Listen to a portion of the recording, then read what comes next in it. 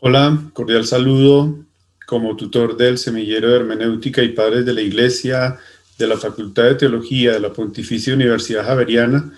Me complace presentarles un nuevo ciclo de conferencias sobre los Padres de la Iglesia, en este caso dedicada a San Basilio Magno. Tenemos preparadas 3 conferencias, la primera dedicada al perfil de este padre del siglo IV, la segunda dedicada a dar cuenta de la teología desarrollada por este autor de la antigüedad, y una tercera conferencia dedicada a hacer una presentación de los argumentos desarrollados por San Basilio para defender la divinidad del Espíritu Santo. En esta ocasión, entonces, nos dedicaremos a desarrollar el perfil de San Basilio Magno, y ese perfil lo vamos a desarrollar precisamente en función de darlo a conocer precisamente como un relato de Dios para la Iglesia. El título de esta conferencia se inspira en el título que el teólogo Eduard Schillebeeckx dio a una de sus obras al nominarla Los hombres, relato de Dios. En el prólogo de dicha obra explica el motivo que le llevó a darle dicho nombre en los siguientes términos. Dicen que un niño dijo una vez: los hombres son las palabras con las que Dios cuenta su historia. Esa frase infantil es el tema de este libro. En nuestro caso, esa frase infantil permite comprender mejor la intención de presentar a Basilio, hombre palabra, a través del cual Dios cuenta su propia historia para la Iglesia y la sociedad del siglo IV, y que, dado el impacto de su vida, llegó a ser un relato de Dios para la Iglesia de todos los tiempos. Con el ánimo de establecer un orden en la presentación de Basilio como relato de Dios, iniciaremos con la referencia a su experiencia familiar. Posteriormente evocaremos algunos hechos significativos de su proceso formativo, su incursión en la vida monacal, su ejercicio pastoral como presbítero y obispo de Cesarea, y el carácter contextual de sus escritos. La intención explícita de este abordaje es evidenciar la comunión que Basilio se esforzó por mantener siempre con Dios, de manera que nos permita releer y recrear nuestros propios relatos y experiencias cotidianas de espiritualidad y comunión con Dios. Frente a personajes como Basilio, recobra total sentido la frase de Zubiri, según la cual los hombres geniales lo son más que por los productos que nos legan, por el espíritu que nos transmiten, en cuya secreta fecundidad hay siempre recursos para abordar nuevas cuestiones.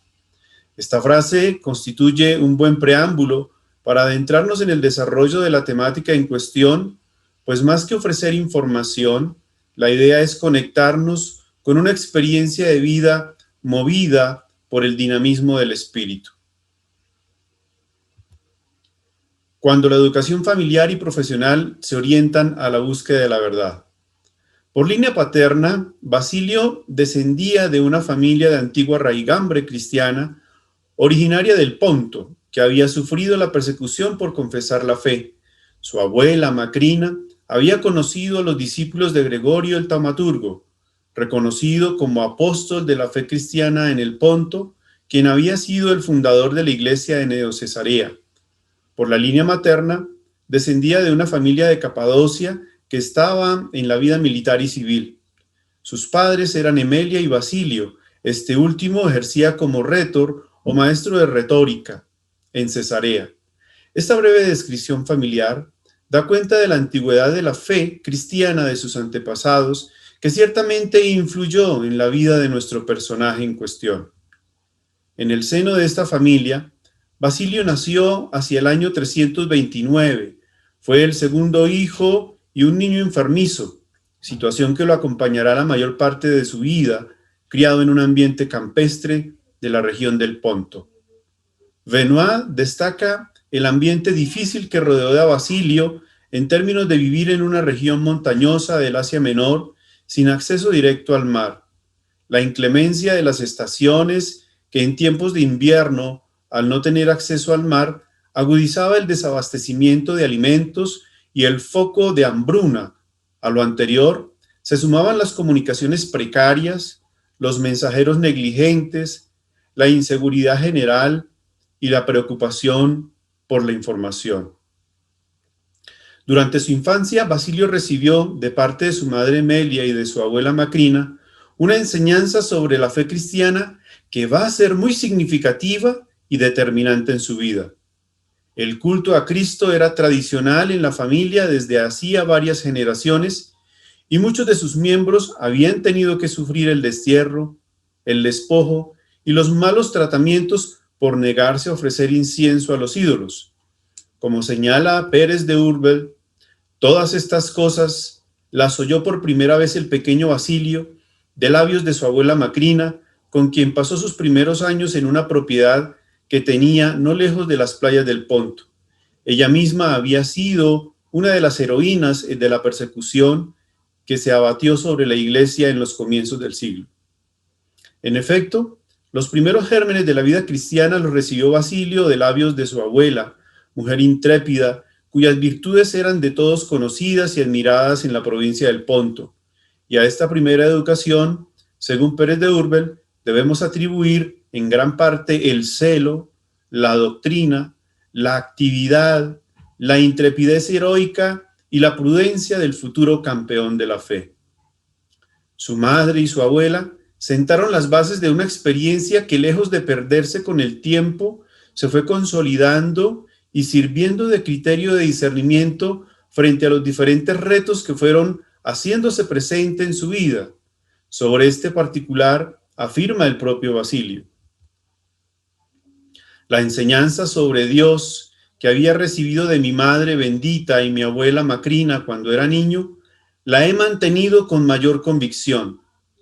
Al llegar a la madurez de la razón, no cambié mis opiniones de una a otra, sino que cumplí los principios que me entregaron mis padres. Así como la semilla, cuando crece, es primero pequeña y luego se hace más grande, pero siempre conserva su identidad, no se modifica, sino que se perfecciona gradualmente en crecimiento, por lo que creo que la misma doctrina ha crecido, en mi caso, a través de etapas que avanzan gradualmente. Lo que tengo ahora no ha reemplazado a lo que tenía al principio. Así como su madre y su abuela lo iniciaron en la fe, su padre Basilio lo hará en las letras, dada la profesión como rétor que desempeñaba en Cesarea. La búsqueda de la verdad propia de la vida filosófica de la época se gestó en Basilio desde el seno de su familia y continuó posteriormente en una instancia con el famoso rétor Libanio y en los centros de educación más importantes de la época, Constantinopla y Atenas. De la primera saldrá a relucir la capacidad presente en Basilio para la retórica, que será reconocida y alabada por su maestro Libanio. Es oportuno recordar que la educación antigua era fuertemente retórica en la intención y en el contenido, y como señala Meredith, su objetivo principal, aunque de ninguna manera exclusivo, era producir oradores efectivos. En el epistolario de Basilio, particularmente las cartas 341 y 345 que dirige Libanio a Basilio, en la primera, el maestro da el calificativo de boca de oro, y en la segunda, el maestro se expresa en los siguientes términos: soy el mismo hombre que siempre corría cuando aparecías y que escuchaba con gran alegría la corriente de tu elocuencia, regocijándome de escucharte con dificultad para arrancarme. Durante la estadía en Atenas, Basilio entablará amistad con Gregorio de Nacianzo, con quien consolidará una gran amistad. Este gusto por la amistad, por buscar ser un gran amigo, será una constante en Basilio, aunque ello le acarreará algunas desilusiones. Particularmente, Gregorio, en el discurso 43, dedicado a Basilio, da cuenta de esa experiencia de amistad vivida con Basilio en los siguientes términos: nos habíamos encontrado en Atenas como en el curso de un río que, naciendo en una misma patria, se divide luego hacia diversas regiones, a donde habíamos ido por el afán de aprender, y de nuevo, de común acuerdo, por disposición divina, vuelve a reunirse. Por entonces, no solo admiraba yo a mi grande y querido Basilio por la seriedad de sus costumbres y por la madurez y prudencia de sus palabras, sino que inducía también yo mismo a los demás que no lo conocían a que le tuviesen esta misma admiración. Los que conocían su fama y lo habían oído ya lo admiraban. ¿Qué consecuencias tuvo esto? Que él era casi el único que destacaba entre todos los que habían venido a Atenas para estudiar y que alcanzó honores superiores a los que correspondían a su condición de mero discípulo. Este fue el principio de nuestra amistad, el pequeño fuego que empezó a unirnos. De este modo se estableció un mutuo afecto entre nosotros. No solo las dotes de elocuencia y oratoria de Basilio despertaban interés en sus contemporáneos y compañeros de estudio más cercanos. Basilio mostró igualmente una sensibilidad especial en su periodo formativo, en términos de sus relaciones fraternales. Siguiendo este discurso 43 de Gregorio de Nacianzo, resulta evidente que la amistad entre ellos parte de una mutua admiración y estima, del compartir espacios de vida y camaradería, de los intereses compartidos por el estudio de la filosofía, de sus aspiraciones en el ámbito de la cultura y de la afición por el estudio. Y a partir de estos intereses compartidos surgió, más que una competencia propensa a la envidia o a la emulación entre ellos, un genuino reconocimiento y respeto por el otro. Tan profunda era la experiencia del compartir que el propio Gregorio lo describe con la imagen de dos cuerpos que comparten un alma común.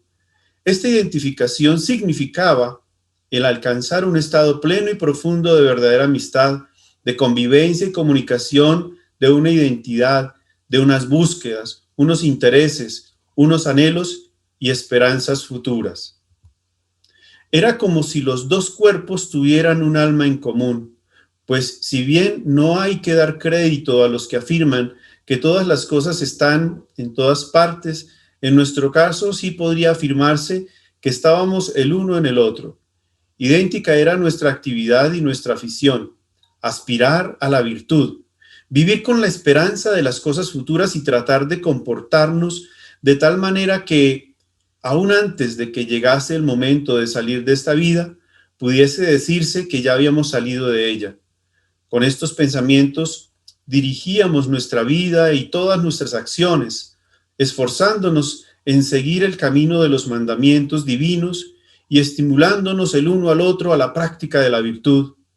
Y si no pareciese una arrogancia el decirlo, diría que éramos el uno para el otro la norma y la regla para discernir el bien y el mal. Y así, como hay en algunos que tienen un sobrenombre, ya sea heredado de sus padres, ya sea adquirido por méritos personales, para nosotros el mayor título de gloria era el ser cristianos y ser con tal nombre reconocidos.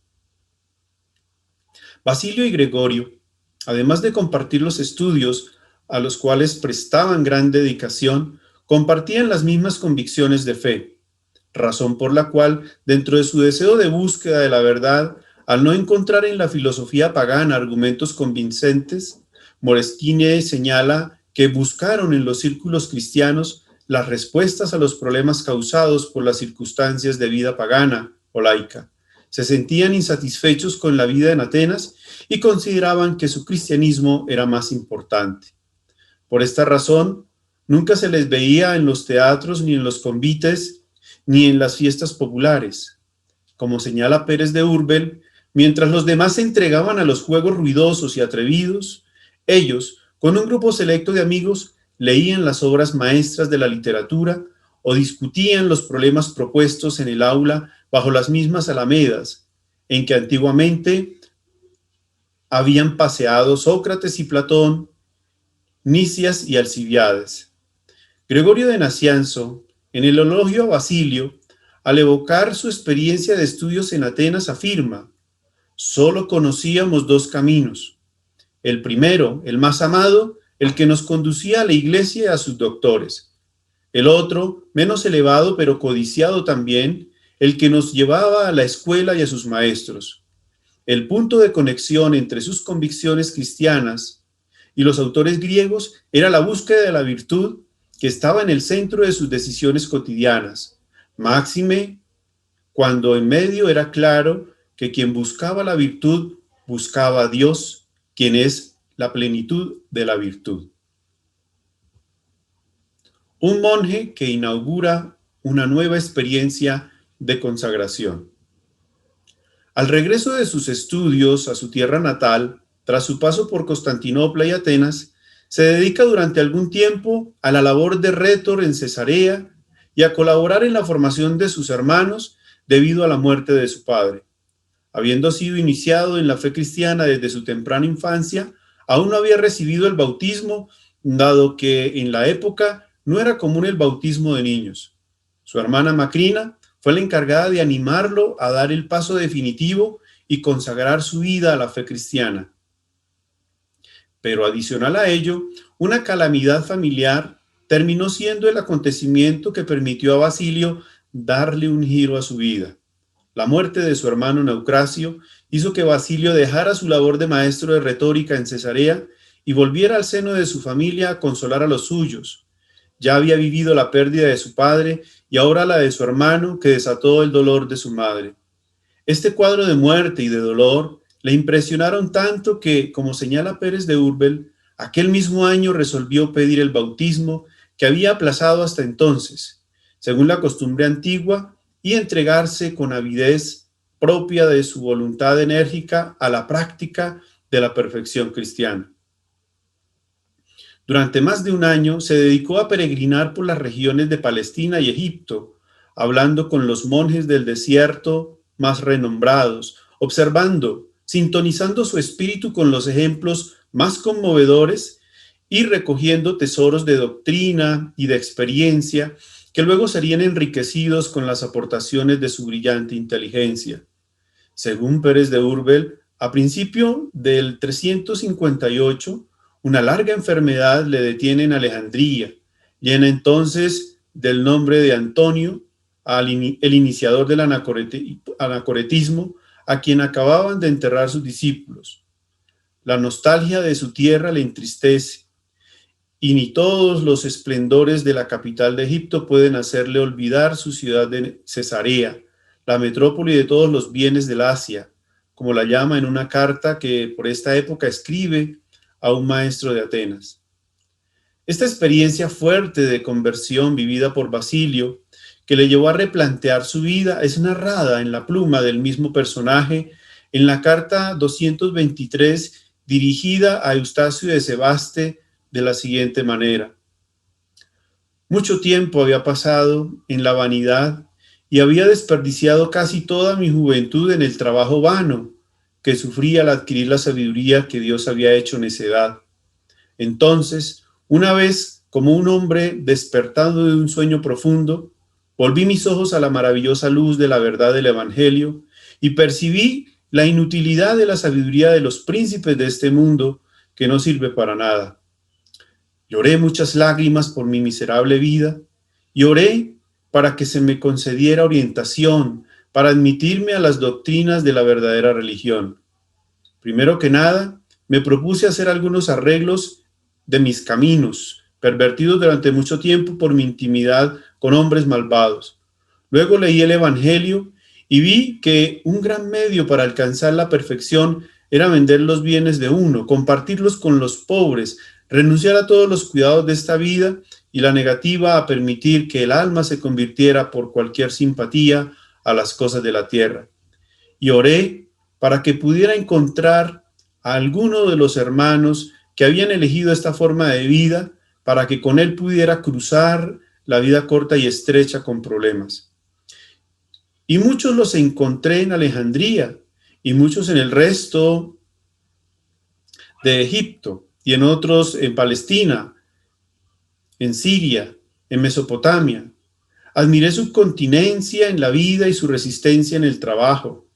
Me sorprendió su persistencia en la oración y su triunfo sobre el sueño, sometidos por ninguna necesidad natural, manteniendo el propósito de sus almas alto y libre, en hambre, en sed, en frío, en desnudez, nunca cedieron al cuerpo, nunca estuvieron dispuestos a desperdiciar atención en ello. Siempre, como si vivieran en una carne que no era de ellos, demostraron de hecho lo que es quedarse un rato en esta vida y tener la ciudadanía y el hogar en el cielo. Todo esto conmovió mi admiración. Llamé bienaventuradas las vidas de estos hombres, ya que de hecho hicieron ver que llevan en su cuerpo la muerte de Jesús. Y recé para que yo también, en lo que a mí se refiere, pueda imitarlos. El anterior relato nos permite comprender, entre otras cosas, el origen de la experiencia monástica cenobítica en la región de Siria y la importancia de tener referentes que puedan ayudar a encauzar los anhelos más profundos del corazón e inspirar modos de existencia donde lo esencial sea ser fiel a la acción del Espíritu que nos habita. Este acto de consagración de la vida, como señala Moreschini, era visto como un signo de radicalidad al interior de la comunidad cristiana e igualmente el producto de la vida familiar. En efecto, después de regresar de su experiencia de compartir con los monjes del desierto, Basilio toma lo que le ha correspondido en herencia tras la muerte de su padre y, siguiendo el ejemplo de otros cristianos que le precedieron, distribuye la mayor parte de esta herencia entre los pobres, dejando apenas una pequeña parte para atender sus necesidades básicas. Esta actitud no tiene motivación diferente a la de querer vivir de acuerdo con los evangelios. Llamando a la gente, a la vez que a sus discípulos, les dijo: si alguno quiere venir en pos de mí, niéguese a sí mismo, tome su cruz y sígame.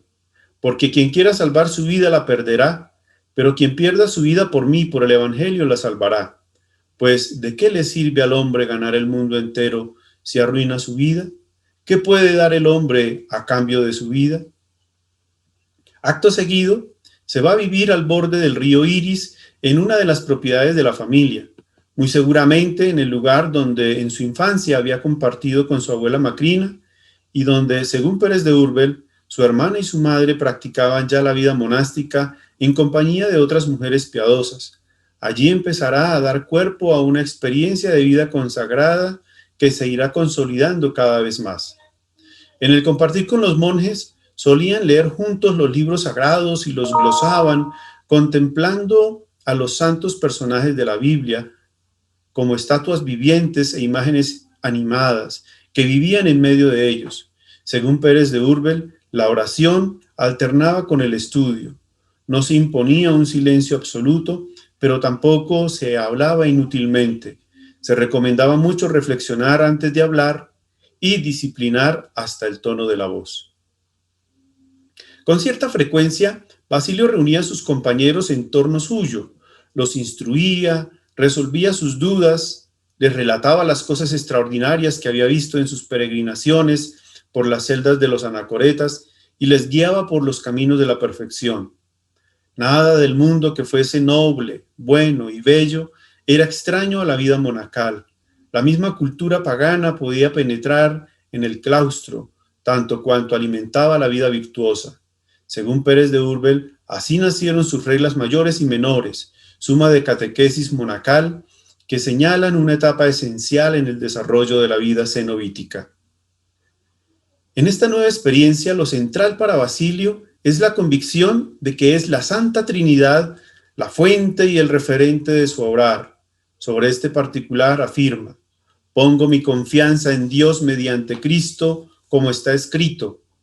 No que seamos capaces por nosotros mismos de atribuirnos cosa alguna como propia nuestra, sino que nuestra capacidad viene de Dios, que Él, que entonces hizo capaces a aquellos, también ahora nos haga capaces a nosotros de llegar a ser, en vuestro beneficio, servidores de la nueva alianza, no la de la letra, sino la del Espíritu.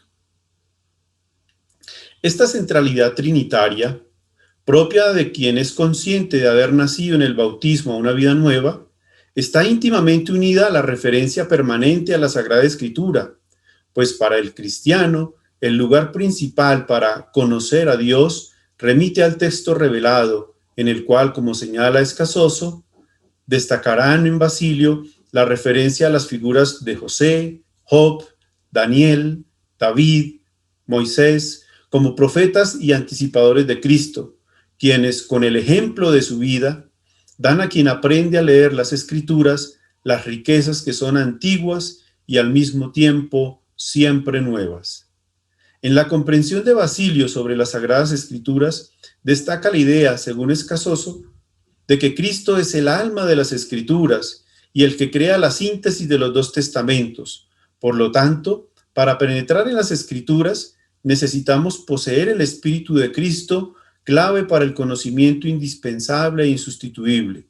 Lo anterior, debido a que su convicción, según Spidlick, era que las Escrituras son la voz de Dios a las cuales el cristiano debe someterse sin reserva.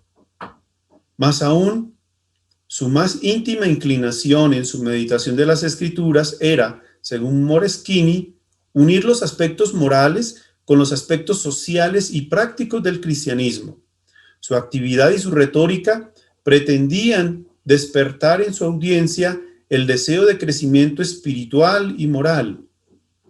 A la base de la intencionalidad antes descrita, el modelo que Basilio busca imitar se asemeja al asumido antes por Pacomio, esto es, según Moreschini, a la iglesia más antigua de Jerusalén, a la que presenta en los Hechos de los Apóstoles, es decir, la de perfecta hermandad cristiana. El término adélfotes, hermandad, aparece muy a menudo en sus escritos, marcado por una fuerte huella social. La comunidad, según Basilio, no es un medio que permita a cada uno de sus miembros llevar una vida personal, sino que es el fin al que tiende la acción de todos. En el proceso de gestación de la experiencia monacal cenobítica, adelantada por Basilio, se unió su amigo Gregorio de Nacianzo, con quien compartió el ideal de vida caracterizado por las prácticas diarias de la salmodia comunitaria, el trabajo manual acompañado de oración secreta, el canto de himnos, la lectura y meditación de la escritura y la oración personal. Además, con este amigo adelantó un trabajo importante de recuperación del legado de Orígenes de Alejandría, que dio lugar a una obra publicada alrededor del 358 con el título de Filocalia. Según Pérez de Urbel, con temperamentos diferentes, el uno más austero y el otro más apacible, el uno más orientado hacia las enseñanzas de la ciencia y el otro más atraído por los encantos de la poesía, ambos eran igualmente fervorosos en la oración, igualmente puros en sus costumbres, igualmente entusiastas de las letras, de los poetas clásicos, de la elocuencia. Un pastor consagrado a Dios y al servicio de los más necesitados. La dedicación exclusiva a llevar adelante esta experiencia monástica no va a durar mucho tiempo, pues con el perfil que tenía este personaje, el que hasta el momento se ha descrito, no podía pasar desapercibido. Por esta razón, muy pronto fue convocado por Dianius, obispo de Cesarea, como su consejero para abordar el tema candente del arrianismo. La posibilidad de seguir con dedicación exclusiva en el monasterio será cada vez menor, pues muy pronto será ordenado diácono y posteriormente presbítero.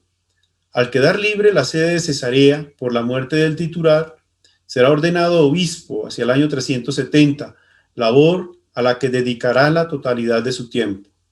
Es oportuno señalar que el papel que cumplió Basilio en esta nueva etapa de su vida se comprende mejor al entender la función preponderante que adquirió la figura del obispo al interior de la iglesia y de la sociedad. Ramón Teja, un especialista en la historia y en la literatura antigua, señala que el mundo grecorromano dio lugar a una variedad de figuras que dinamizaron la civilización antigua, entre ellas al político, al sacerdote, al jurista, al filósofo, al rétor. Entre estas figuras no es posible parangonar al obispo, aunque en el plano social asuma un poco de cada una de ellas. Ahora bien, la influencia del obispo en la sociedad del Imperio Romano tardío es evidente y, entre otros factores, es consecuencia tanto de la política religiosa de los emperadores cristianos como del acceso al episcopado de una larga serie de personajes que por su estatus social, su riqueza familiar, su formación cultural, estaban llamados de por sí a dirigir la sociedad de su tiempo. Lo anterior explica, según Teja, el que la mayoría de los obispos orientales procediesen de las aristocracias urbanas representadas por los rangos curiales y que su acceso a la carrera eclesiástica se presentase para ellos como la posibilidad de conservar y reforzar el papel político y la influencia social que en la vida civil encontraba la competencia siempre creciente de las estructuras estatales a través del poder reforzado de sus funcionarios. En correspondencia con lo anterior, es posible afirmar que el poder episcopal se colocó tanto a nivel ideológico como a nivel operativo, al mismo nivel del poder político. Este prototipo de obispo que se consolidó en la Capadocia del siglo IV permite comprender mejor las razones que llevaron a Basilio, una vez elegido obispo de la sede metropolitana de Cesarea, en el 370, y dado el conflicto que había con los obispos afectos al arrianismo, a ordenar como obispos a su hermano Gregorio, a su amigo Gregorio de Nacianzo y a Anfiloquio de Iconio. Estos personajes, debido a su vasta formación y elocuencia, podían ayudarle tanto en su defensa de la fe proclamada en Nicea, que había heredado de San Atanasio, como con la política eclesiástica que había iniciado tras su elección para afianzar la unidad de la Iglesia. Si bien Basilio proviene de un medio social aristócrata, es su experiencia de fe la que determina la particularidad de su modo de asumir el ejercicio del episcopado y de comprender las funciones emanadas de este ejercicio, lo que significa un modo particular de comprender y apropiarse de este ministerio, al punto que Gromobón, al referirse al obispo de Cesarea, usa la expresión aristócrata revolucionario. Son muchos los ejemplos a los que se pudiese hacer alusión para dar cuenta del talante en su ejercicio como obispo, pero por razones de tiempo y espacio es oportuno mencionar tres. El primero tiene que ver con su celo apostólico en función de salvaguardar la verdad de la fe recibida de la tradición que remite directamente a los apóstoles. El Concilio de Nicea había definido que el Hijo es consustancial con el Padre, corrigiendo la pretensión arriana que concebía al Hijo como una criatura.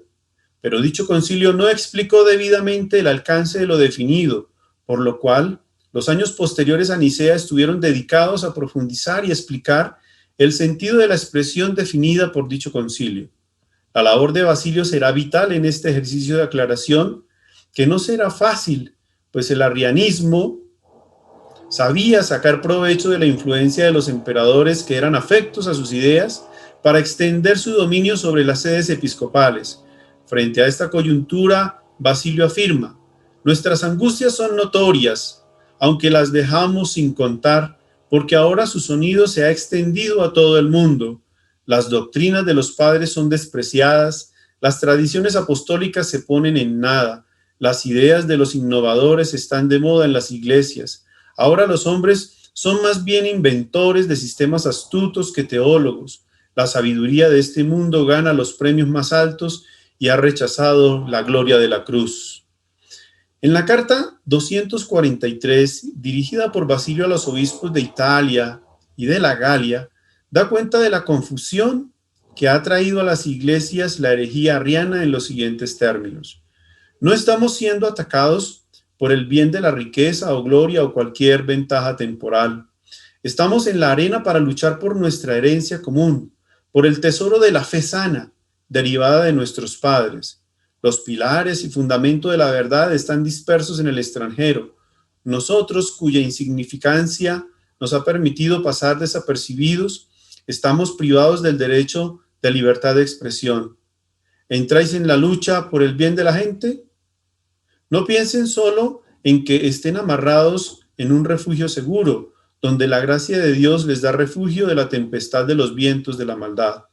Extiende una mano de ayuda a las iglesias que están siendo azotadas por la tormenta, no sea que si se las abandona, sufran un completo naufragio de la fe. Lamento por nosotros, en el sentido de que el unigénito está siendo blasfemado y no hay nada que ofrezca contradicción. El Espíritu Santo está siendo puesto en vano y el que puede denunciar el error ha sido enviado al exilio. El politeísmo ha prevalecido. Nuestros oponentes poseen un gran Dios y un pequeño Dios. Hijo ya no es un nombre de naturaleza, pero es considerado como un título de algún tipo de honor. El Espíritu Santo no se considera como parte de la Santísima Trinidad, ni como una participación en la naturaleza divina y bendecida, sino como algún tipo del número de seres creados y unido al Padre y al Hijo por pura casualidad y según la ocasión. Los oídos de los simples están siendo desviados y ahora se han acostumbrado a la impiedad herética. Las crías de la iglesia están siendo educadas en las doctrinas de la iniquidad. ¿Qué van a hacer? Un segundo elemento que está en continuidad con el anterior tiene que ver con la inquebrantable fe que ha logrado madurar y la fortaleza de carácter cuando es necesario defender las convicciones de fe. El caso más emblemático en la vida de Basilio es el encuentro con el prefecto romano llamado Modesto, quien, siguiendo las orientaciones del emperador Valente, favorable al arrianismo, buscaba amedrentar a los obispos defensores de la fe de Nicea para acoger las ideas arrianas. Tenemos dos testimonios de este encuentro. El primero lo ofrece el historiador Sosomeno en los siguientes términos. El prefecto mandó llamar a Basilio y le ordenó que aceptara los sentimientos religiosos del emperador, amenazándolo de muerte en caso de incumplimiento. Basilio respondió que sería una gran ganancia para él y la concesión del más alto favor ser liberado lo más rápido posible de la esclavitud del cuerpo. El prefecto le dio el resto del día y la noche que se avecinaba para deliberar y le aconsejó que no se precipitara imprudentemente en un peligro evidente, sino que debía venir al día siguiente y declarar su opinión. No necesito deliberar, contestó Basilio. Mi determinación será la misma mañana que hoy, porque como soy una criatura, nunca se me puede inducir a adorar lo que es similar a mí y adorarlo como Dios. Ni me conformaré a tu religión ni a la del emperador. Si bien su distinción puede ser grande, y aunque tiene el honor de gobernar una parte no considerable del imperio, no debería por estas razones tratar de complacer a los hombres y al mismo tiempo menospreciar esa fe divina que ni los bienes, ni el exilio, ni la condena a muerte me impulsarán a traicionar. Las aflicciones de esta naturaleza nunca han excitado en mi mente una punzada de dolor. Poseo nada más que una capa y unos pocos libros. Moro en la tierra como viajero. El cuerpo, a través de su debilidad, tendría la mejor sensación y tortura después del primer golpe. El otro testimonio lo ofrece su amigo Gregorio de Nacianzo en el panegírico que escribe con ocasión de la muerte de Basilio. Después de que el prefecto ha increpado a Basilio para que acepte las pretensiones del emperador y ante la actitud de rechazo por parte del obispo de Cesarea, el relato de Gregorio continúa en los siguientes términos. Luego, presa de la agitación, el prefecto, movido por la ira, se levanta de su asiento y toma un tono más agresivo. ¿Qué? Le dijo, ¿no temes mi poder? ¿Qué me puede pasar? ¿Qué podría sufrir? Uno de los muchos tormentos que están en mi poder. ¿Cuáles son ellos? Déjame saber. Confiscación, exilio, tortura, muerte. Si tienes otro, dijo, puedes amenazarme porque no hay nada a lo que le tema. Y él le dijo, ¿cómo? ¿Qué es lo que dices? La confiscación de bienes no alcanza a quien nada tiene, a no ser de que necesites acaso mis trapos y andrajos y los pocos libros que son toda mi vida. En cuanto al destierro, yo no lo conozco porque no estoy ligado a ningún lugar. Esta tierra donde vivo ahora no la considero mía y el mundo entero, a donde puedo ser desterrado, lo considero mío. Mejor dicho, todo el de Dios cuyo habitante y peregrino soy. ¿Qué daño pueden hacerme las torturas si no tengo cuerpo, a no ser que te refieras al primer golpe? Solo de estas cosas eres tú dueño, pero la muerte sería un beneficio para mí porque me llevaría más pronto a Dios, para quien vivo y a quien sirvo, y para quien he muerto ya en gran parte y hacia quien me apresuro desde hace tiempo. Estupefacto ante estas palabras, Modesto replicó: hasta ahora nadie me ha hablado a mí de esta manera y con tanta libertad de palabra. A lo que respondió Basilio: quizás tampoco has tropezado nunca con un obispo hasta ahora. Cuando lo que está en juego y en peligro es Dios, todas las demás cosas se tienen por nada y a Él solo atendemos. Fuego, espadas, bestias, instrumentos que desgarran la carne son para nosotros más bien causa de deleite que de consternación.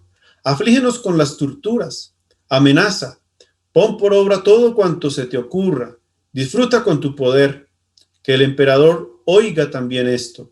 De todas formas, no nos convencerás ni nos ganarás para la impía doctrina, aunque nos amenaces con los más crueles tormentos. Un tercer elemento tiene que ver con la protección de los pobres, los débiles y sus compatriotas desarmados. Como se mencionó en un apartado anterior, la influencia de su familia fue determinante en el proceso de gestación y consolidación de su fe, así como de la sensibilidad frente al clamor de los pobres y necesitados. En su infancia estuvo muy presente el testimonio de solidaridad y hospitalidad de sus padres y sus abuelos frente a las personas necesitadas. Por esta razón, no en vano, desde el inicio de su experiencia monástica y posteriormente, desde su función como obispo, se esforzó por promover la sensibilidad social tanto entre los superiores de los monasterios como entre los obispos. Esta preocupación por lo social se hizo concreta de muchas maneras, desde el desprendimiento de los propios bienes, la defensa de personas vulnerables, la organización de grandes obras de caridad como hospitales, escuelas, hostales, distribución de alimentos a los pobres, que despertaron la envidia de las autoridades imperiales. Según Alar, el gobernador estaba asustado, veía en el obispo un rival. Las construcciones dedicadas a la caridad se encontraban a las afueras de la ciudad, dando la sensación de una ciudad paralela, a la que Gregorio de Nacianzo dio el apelativo de Ciudad Nueva y a la que el pueblo designó con la palabra Basiliada, nombre con el que fue nominada hasta el siglo V. En cuanto a la actitud de desprendimiento frente a las cosas materiales, se destaca la distribución que hizo de la herencia recibida tras la muerte de su padre, ya antes aludida. Posteriormente, en una de las épocas de sequía, a la que siguió otra de hambre, Basilio hizo uso de los bienes que le había heredado su madre Emelia, los vendió y distribuyó el producto entre los más necesitados. Esta sensibilidad social se entiende en Basilio desde su comprensión según la cual el mundo en su multiplicidad, ritmo y orden no tiene otro objetivo, según Spidlick, que ser un recuerdo de nuestro contacto con Dios. Si la mente humana fue creada para recordar a Dios, las cosas materiales, a su vez, tienen la intención de evocar esa memoria. Esa es su verdadera naturaleza. De esta comprensión se pueden entender mejor las expresiones de Basilio que evoca Karangianopoulos en relación al tema de la pobreza. El pan que tienes en exceso no te pertenece sino al hambriento. La ropa que guardas en tus armarios pertenece solo a los desnudos. Los zapatos que se pudren en tus armarios pertenecen a los descalzos. El dinero que tienes almacenado en tus bodegas pertenece a tu hermano que lo necesita. En efecto, la riqueza no constituye un bien por sí mismo, sino que, como afirma Karangianopoulos, la utilidad proviene solamente del hecho de que un buen uso de la misma puede brindar alivio a quienes la tienen. Además, Basilio es muy consciente de que la observancia de las leyes y los preceptos no puede ser la última meta para el hombre que está llamado a conocer a Dios. Como señalará Spidlick, la moralidad es, por lo tanto, para él, una condición y un medio eficaz que conduce a la memoria continua de Dios, de la providencia, y en consecuencia, del diálogo con el Padre en el Espíritu que restaura la adopción filial. Al hablar del compromiso de Basilio con los pobres y necesitados, conviene hacer un comentario frente al tipo de actitud que asumió en relación con el tema de la esclavitud. Basilio, como casi todo el pensamiento cristiano, en el asunto de la esclavitud está bajo la influencia de Pablo, de sumisión a las autoridades. Sin embargo, él también concibe que la institución de la esclavitud es anormal en el orden natural de las cosas. Al respecto afirma Karangianopoulos: en la sociedad humana, él enfatiza: nadie es esclavo de su propia naturaleza, y agrega que la esclavitud en muchos casos constituye una desviación del estado natural del hombre. Sin embargo, él acepta que algunas veces la divina providencia permite la esclavitud para que los peores puedan ser educados. De acuerdo a la sabia y misteriosa providencia, los niños malos fueron condenados a servir a los más sabios y mejores. La consolación para los esclavos viene del hecho que todos los hombres son iguales en la presencia de Dios y todos ellos son sus sirvientes, incluso si uno es llamado Señor y el otro esclavo, tanto como el hecho que el yugo del esclavo hace que quien lo sufre y soporta sin ira sea digno del reino de los cielos. Según Teja, Basilio fue una de las personalidades de la antigüedad que más se preocuparon por los problemas sociales y políticos de su tiempo. Pero el tema de la esclavitud no será central para él debido a la agudeza del problema de la pobreza y del hambre presente en la región.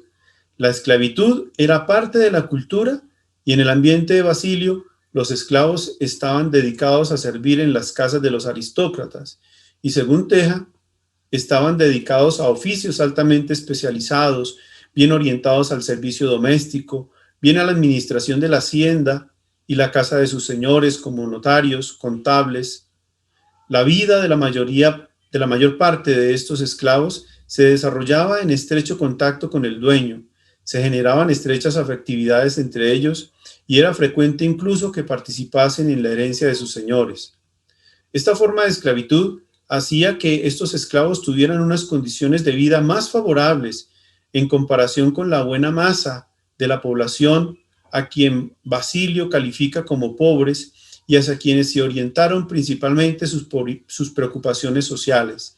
Más aún, en palabras de Teja, en una época como esta, en que los lazos de dependencia personal jugaban un papel social de primera importancia, era preferible el patrocinio de un poderoso a una pobreza con la aureola de libertad. Esta protección la tenían asegurada los esclavos, pues sus condiciones de vida dependían fundamentalmente del poder económico y social de sus dueños. Por el contrario, los pobres tenían que buscarla en la caridad de los ricos o de la iglesia. Estas circunstancias explican suficientemente la escasa preocupación social por los esclavos, no solo por parte de Basilio, sino por toda la iglesia en general al final del mundo antiguo y después de la época medieval. Carácter contextual de sus escritos. Basilio es admirable en todos sus escritos por el estilo original, adecuado y en general político y panegírico. Como buen rétor, enfatiza el método lingüístico de la persuasión y al hacer uso magistral de su capacidad retórica, sus palabras fluyen con gran naturalidad, brillantez y dulzura. Como señala Racine, en la mayoría de sus obras cita abundantemente la Biblia, como se nota cuando se mira el índice de las escrituras de cada una de las obras de Basilio. Además, establece una regla según la cual los términos teológicos deben ajustarse a las escrituras y se debe evitar la creación de nuevos términos. Según Racine, uno puede distinguir dos formas de usar la Biblia en la disputa contra Eunomio y en la obra dedicada al Espíritu Santo. O bien Basilio cita las escrituras simplemente para ilustrar su discurso, o él las usa para verificar la validez de su propio discurso. En el caso de Basilio, como de la mayor parte de los padres de la Iglesia, la actividad literaria estaba dedicada a responder a problemas concretos que agitaban la vida de las comunidades. A continuación, evocaremos algunos ejemplos que permiten validar la afirmación anterior. El primero de ellos tiene que ver con el debate contra el arrianismo, cuyos postulados lesionaban profundamente la regla de la fe pues no solo negaban la divinidad del Hijo, sino también la divinidad del Espíritu Santo. El problema no era solo teológico, sino también social y político, debido a la influencia que en el contexto de Basilio tenían los emperadores proarrianos para favorecer los intereses de este grupo. Al ser elegido como obispo de Cesarea en el año 370, Basilio dedicó sus esfuerzos en función de contrarrestar el avance que había logrado el arrianismo hasta el momento. Como señala Simonetti, se rodeó de un grupo de personas cualificadas por su formación, a las que ordenó como obispos, entre las cuales se encuentran sus hermanos Gregorio y Pedro y sus amigos Gregorio de Nacianzo, Anfiloquio y Evagrio Póntico, entre otros. Con ellos afrontó el debate teológico y los hostigamientos de corte social, político, de las autoridades imperiales. En lo que respecta al debate teológico, dedicará un escrito a controvertir los postulados del proarriano Eunomio, quien asociaba la supremacía de Dios y la monarquía política como principio incuestionable del poder imperial.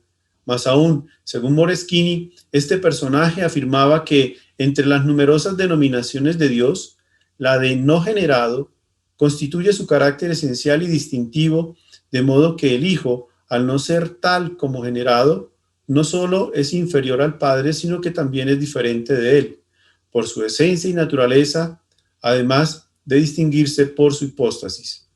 Basilio, consciente del alcance de los postulados de Eunomio, no vacilará en elaborar un escrito en procura de desmontar sus argumentos y salvaguardar la ortodoxia definida en el Concilio de Nicea. Dentro de la argumentación que desarrolla el obispo de Cesarea, Moreschini destaca que retoma la doctrina tradicional platónica y cristiana, afirmando que el hombre puede conocer a Dios en su naturaleza, pero solo a través de sus obras en el mundo, para lo cual el término no generado no puede dar cuenta de la esencia de la divinidad. En este contexto de polémica, no desaprovecharán Basilio ninguna oportunidad para buscar salvaguardar la fe. Para ello, apelará a su habilidad retórica elogiando el testimonio de los mártires, quienes permanecieron fieles en su fe a pesar de la adversidad y la muerte. Este ejercicio dará cuerpo a la obra conocida como Panegíricos a los mártires, con la cual Basilio invita a los creyentes que han acogido la definición de Nicea a emular las virtudes de quienes dieron su vida por Jesucristo.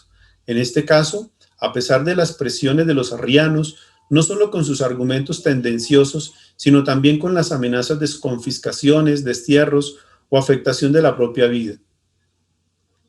En la homilía dedicada al mártir Gordio, quien gracias a su testimonio muchos cristianos se sintieron animados a confesar la fe en Cristo, Basilio afirma que las personas se regocijan en una alegría espiritual, incluso simplemente recordando el excelente comportamiento de los justos, ya que por lo que escuchan, llevan a la emulación e imitación de lo bueno. Por tanto, cuando contamos la vida de quienes se han distinguido en el fervor religioso a través de los siervos, glorificamos ante todo a Dios. Luego celebramos a los justos al ser testigos de lo que sabemos y así alegramos a las personas ofreciéndoles cosas bellas para escuchar. En el mismo contexto de polémica, pero ya no en relación con la divinidad del Hijo, sino con la defensa de la divinidad del Espíritu, Basilio, a petición de su amigo Anfiloquio de Conio, escribe la primera obra en la historia del cristianismo dedicada al Espíritu Santo. Como señala Meredith, la creencia y la actitud de Basilio hacia el Espíritu Santo estaban estrechamente vinculadas a sus propias convicciones espirituales acerca de cómo debemos acercarnos a Dios. En el proemio de la obra, él mismo describe el origen del problema. Estando yo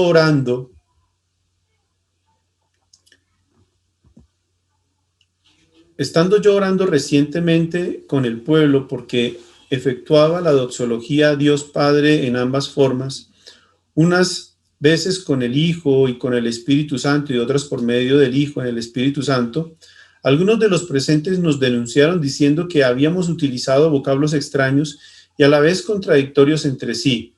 Tú, en cambio, sobre todo para hacerles útiles a ellos, pero también, incluso si están ya totalmente sin remedio, por la seguridad de quienes hayan de frecuentarlos, nos pediste que divulgáramos alguna enseñanza bien clara acerca del valor contenido en estas sílabas. Otro ejemplo del carácter contextual de sus escritos puede evidenciarse en el discurso a los jóvenes, en el cual señala el criterio para que los jóvenes, como él en su momento, que deben ir a estudiar a un contexto cultural pagano, puedan sacar algún provecho para la piedad. En ese ambiente, la educación pública era considerada como indispensable para formar a un hombre distinguido, apto para las funciones municipales o políticas como para los deberes sociales. En este mismo sentido, la disposición al diálogo con la cultura era un requerimiento que se imponía dada la necesidad de hacer inteligible la fe en un ambiente cultural griego. Conviene recordar que Basilio, además de conocer las indicaciones de Orígenes, quien invitaba a sus estudiantes a sacar provecho de la cultura en favor de hacer inteligible la fe, había vivido una experiencia fuerte de relación con la cultura pagana durante sus estudios en Atenas y Constantinopla.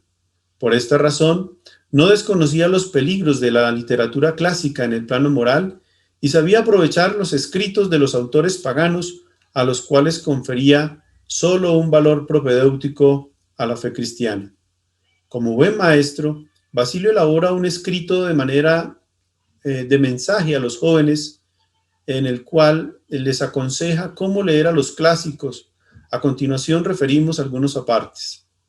Se dice en el texto que el gran Moisés, famoso en el mundo por su sabiduría, que solo después de haber ejercitado la mente en las ciencias de los egipcios, se dio a la contemplación del ser, y como él, pero en una época más reciente, dicen que el sabio Daniel había aprendido en Babilonia la sabiduría de los caldeos y se había dedicado después al estudio de las cosas divinas. Más bien, escogeremos aquellos escritos en los cuales es alabada la virtud y condenado el vicio. Creo que es bueno que los jóvenes de su edad imiten este ejemplo, que sustancialmente concuerda con nuestros principios. El comportamiento de Sócrates, de hecho, es muy similar a nuestro mandamiento que prescribe colocar la otra mejilla a quien nos golpea. Del texto antes señalado queda evidente la referencia directa a la virtud como fundamento y criterio de discernimiento, tanto para entrar en diálogo con la cultura pagana como para el ejercicio de interpretación alegórica. Un ejemplo adicional tiene que ver con el epistolario, que según Moreschini constituye un documento de primer orden para conocer a Basilio y su círculo de amigos y enemigos, y porque permite tener una idea de la situación social, política y religiosa de Capadocia.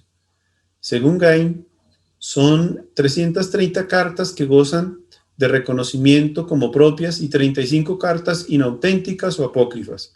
Los ejemplos del epistolario ya han sido plasmados a lo largo del presente escrito. A manera de conclusión, después de la exposición desarrollada hasta el momento y ante el testimonio de una vida entregada, es oportuno señalar que el final de la vida de Basilio estuvo marcado por una noticia reconfortante. Con la muerte del emperador Valente a finales del 378, el dominio ejercido por los arrianos durante 47 años había llegado a su fin, pero como señala Allard, cuando estas felices noticias vinieron a él, el obispo de Cesarea ya estaba en su lecho de muerte, aunque solo tenía 49 años. El trabajo, la educación, la enfermedad, las dificultades lo habían convertido en un anciano. Se sentía cerca de su fin. En la conmemoración del primer año de su muerte, su hermano Gregorio de Niza elaboró un elogio de Basilio con el cual buscaba presentarlo a la comunidad como santo, como verdadero ministro del Espíritu, como genuino soldado de Cristo, como heraldo del mensaje salvador, como luchador y abanderado de la libertad en favor de Cristo. Únicamente el tiempo le da un segundo lugar tras los apóstoles. En dicho elogio, después de la presentación de Basilio como santo, el interés de Gregorio se centra en mostrar a la comunidad la forma de honrar no solo a su hermano, sino a todos los santos que la Iglesia reconoce y celebra. Al respecto, el argumento del niceno es claro. La alabanza que se ofrece con las obras es más estimable que el discurso. Por este motivo, quien alaba la entrega a Dios realizada por el santo, debe entregarse de igual manera a Dios, quien alaba el cambio de vivir terreno por otro celestial, debe hacer lo mismo. Al iniciar la exposición, la intencionalidad que se establecía era buscar presentar a Basilio como relato de Dios para la Iglesia, tanto de su tiempo como de nuestro tiempo. Nos corresponde a nosotros, cristianos de este tiempo, recuperar, releer y reinterpretar a Basilio, amante de la verdad, monje, pastor, teólogo y obispo, de manera que podamos validar su aporte y testimonio en pro del hacer presente a Dios en nuestra iglesia y en el mundo de hoy. Sin duda, en Basilio encontramos la figura de un padre de la iglesia a través de cuyas obras, testimonio y experiencia de vida, Dios sigue autocomunicándose y revelándose a la iglesia. Ahora bien, por los énfasis que ha tenido la presente exposición, conviene reconocer con Fedwick que su fidelidad tanto a la verdad como a la caridad debe guiarnos hoy para hacer un juicio sereno de los acontecimientos pasados y sobre todo para llevar adelante nuestros propios esfuerzos para restaurar la plena comunión entre los cristianos. Para finalizar, evoquemos nuevamente las palabras de Gregorio en el elogio que hace de Basilio. Por tanto, nosotros que presumimos de tener a Basilio por maestro, debemos mostrar con nuestra propia vida que somos sus discípulos, convertidos en aquello mismo que le hizo grande y renombrado ante Dios y ante los hombres, en Cristo Jesús nuestro Señor, al cual la gloria y el poder por los siglos de los siglos. Amén. Gracias a todos por la atención y espero que las siguientes conferencias sigan alimentando el deseo de acercarse directamente a estudiar las obras de este gran personaje.